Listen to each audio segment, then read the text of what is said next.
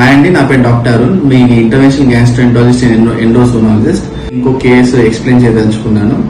ఏంటంటే మన చిన్నపిల్లలు కొంతమంది బల్పాలు మింగడం, మట్టిని మింగడం, లేకపోతే ఇంకేదైనా పెన్సిల్ ఇట్లాంటి చిన్న చిన్న సబ్స్టెన్సెస్ మింగడం చూస్తూ ఉంటాం. ఇవాళ నా దగ్గరకు ఒక 5 years బాబు, మేల్ బాబు వచ్చారు. తను ఏంటంటే సిలిండ్రికల్ బ్యాటరీ సెల్ మింగారు. అదేంటంటే నియర్లీ 5 centimeters ఉంది.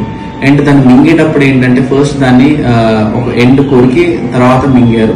సో బ్యాటరీలో ఉన్న కెమికల్స్ లైక్ మ్యాంగనీస్, నికిల్, ఇంకోటి ఏంటంటే battery obviously it self is an aluminium. So అదేంటంటే అవి లోపల స్టమక్ మ్యూకోజాని హార్మ్ చేసేది అనమాట. అంటే కడుపులో ఉన్న మ్యూకోజాని హార్మ్ చేసే సబ్స్టెన్స్ అన్ని రిలీజ్ అయిపోయి లోపల కడుపు అనేది పాడైపోవచ్చు, బర్న్ అవ్వచ్చు.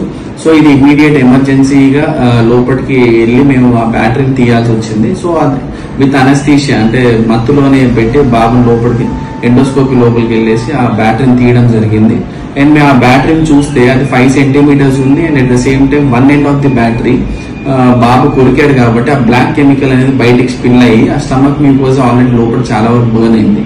సో ఇలాంటి కండిషన్స్ లో ఆ బ్యాటరీని వెంటనే తీసి ఆ బాబుని కాపాడడం జరిగింది. సో ఇట్లాంటి సబ్స్టెన్సెస్ లైక్ ఎనీ కాయిన్ మింగినా సరే, పిన్ మింగినా సరే, లేకపోతే ఇంకేదన్నా ఐరన్ సబ్స్టెన్సెస్ లైక్ రంపం మింగినా, లేకపోతే పెద్ద పెద్ద నార్మల్ గా నీడిల్స్ మింగినా సరే, సిరెంజెస్ మింగినా సరే నేను వాటిని వెంటనే రిమూవ్ చేసి ప్రాణాపాయం నుంచి కాపాడగలను. సో నన్ను కన్సల్ట్ అవ్వండి. మీ డాక్టర్ అరుణ్. Thank you.